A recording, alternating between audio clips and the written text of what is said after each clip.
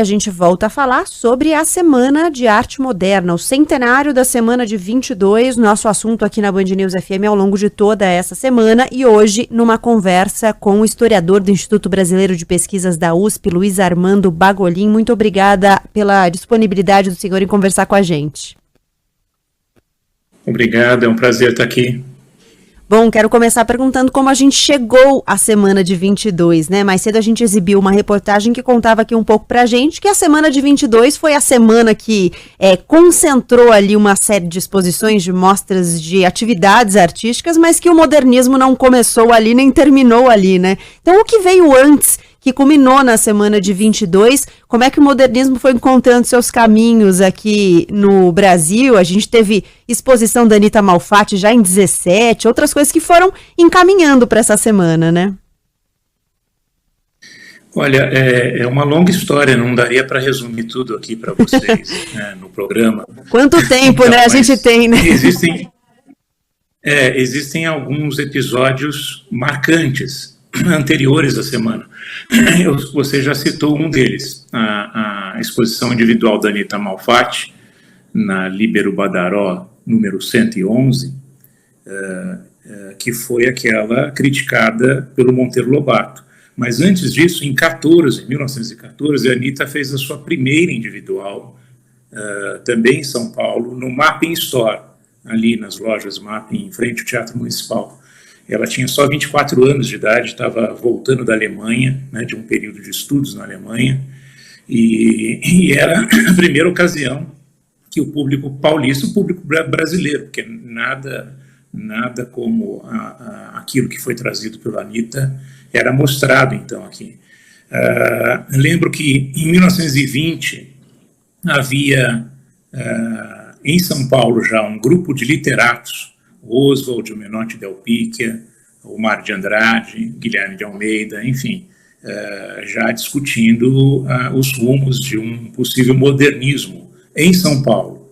Eles chamavam, então, a esse pequeno movimento, então, de futurismo paulista. Em 21 teve, em janeiro de 21, uma homenagem, um banquete no Trianon, lá onde fica o MASP hoje. Não existia o MASP, mas existia um palacete para festas, comemorações, e foi feita uma grande homenagem na forma de um banquete para o Menotti Del Picchia, em que ele recebeu das mãos do Oswald, com uma grande performance, uma máscara de bronze. E naquele momento se declarou que aquele evento, já um pouco performático, né, era um movimento liderado pelos moços de São Paulo, querendo ultrapassar o passadismo. Então, assim, uma série de eventos foram acontecendo, né, antes da Semana de Arte Moderna. E também em 21, no centro de São Paulo, houve uma exposição individual do Di Cavalcanti, numa livraria no centro de São Paulo, a livraria do Jacinto Silva. E ali, entre o grupo de amigos, muitos desses escritores, né, conheceram o Di Cavalcanti. O Di Cavalcanti reclamava que a exposição estava sendo pouco visitada, ele estava vendendo poucos quadros, enfim, não deu certo. Ele teria dito na ocasião, esse negócio de se fazer uma exposiçãozinha não dá mais certo, a gente tem que chamar a atenção do público. O público está muito anestesiado, está muito conformado. Parece que aí, né, dessas conversas, dessa insatisfação pessoal do Di Cavalcanti, foi o primeiro germe, né, das conversas que se seguiram a posteriori, e depois com a chegada do Graça Aranha da França, né, a coisa foi tomando o vulto, foi tomando a forma de um projeto de um grande festival, que redundou na Semana de Arte Moderna. Professor, eu queria que o senhor, por favor, aproveitasse seu tempo aqui com o convite da Band News FM, essa discussão tão interessante, e explicasse um pouquinho da história do chinelo, da pantufa do Heitor Villa-Lobos. Eu lembro quando eu li, que eu era bem garoto, eu primeiro achei que se tratava de um boato, depois eu achei que fosse uma metáfora, mas realmente aconteceu, né? Aconteceu. Pelos depoimentos, enfim, do próprio Villa-Lobos, ele sofria de gota, né? Sabe, excesso de ácido úrico. e os pés estavam muito inchados, ele não conseguia calçar os sapatos. Então ele se vestiu de fraque, casaca, né, para poder se apresentar, só que de chinelos. Ele subiu ao palco do Municipal. O público, como não estava sabendo do que se tratava, e na verdade a maior parte do público ali presente, né, nas galerias do teatro, estava preparado, né, para ver uma coisa escandalosa. Assim, as pessoas já não sabiam muito bem o que era esse futurismo paulista, mas já estavam preparados para coisas bizarras, para aberrações. Então entendeu, né, aquele chinelo como parte da performance dos modernistas. Mas aconteceu de fato. Professor, o senhor falou dessa expectativa de escândalo, né? Que ruptura era essa que os modernistas propunham, ou que mudanças eles propunham, porque a expectativa era de fato de algo muito diferente do que já se tinha visto?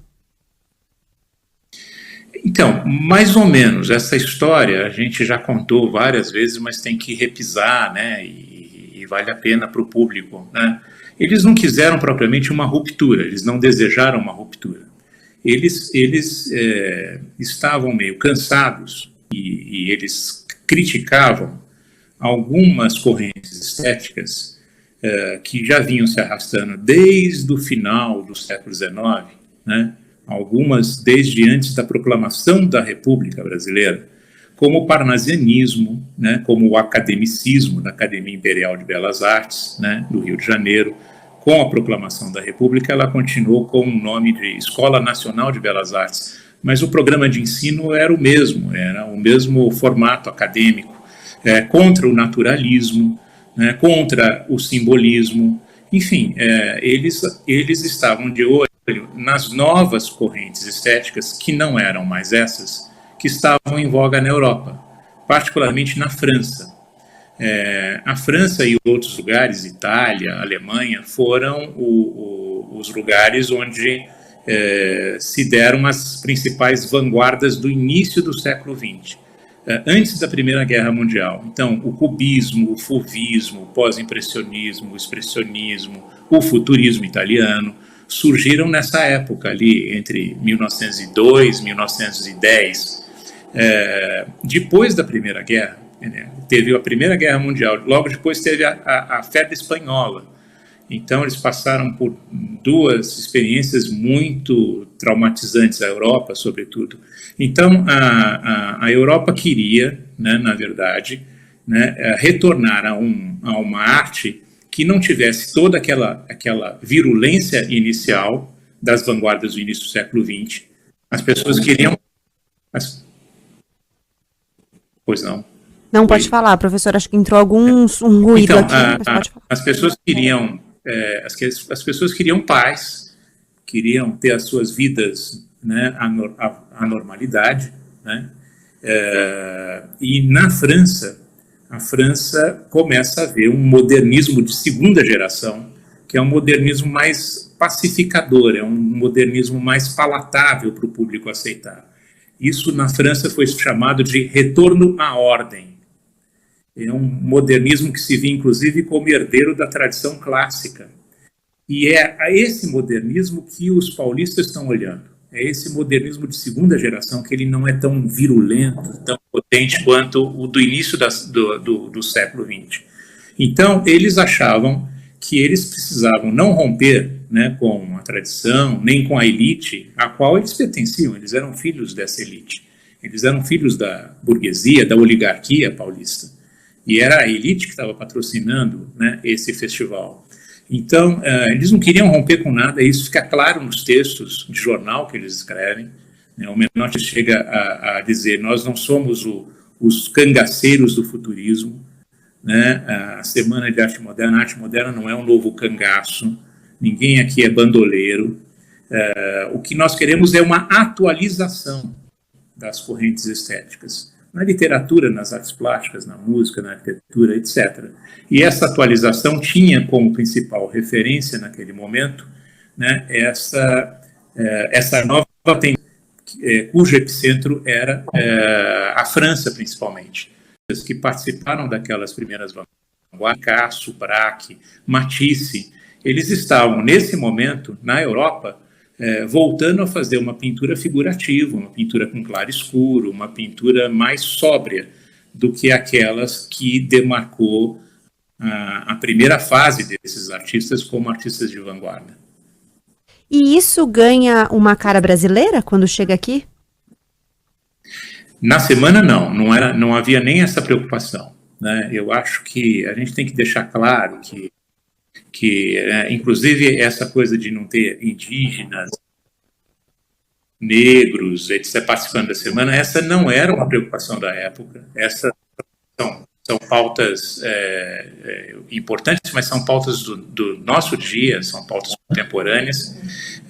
E essa preocupação de uma arte com identidade brasileira, ela vai ser construída paulatinamente a partir de meados dos anos 20, a partir de 23, 24, 25 surge o Brasil, e lá em 28 a antropofagia.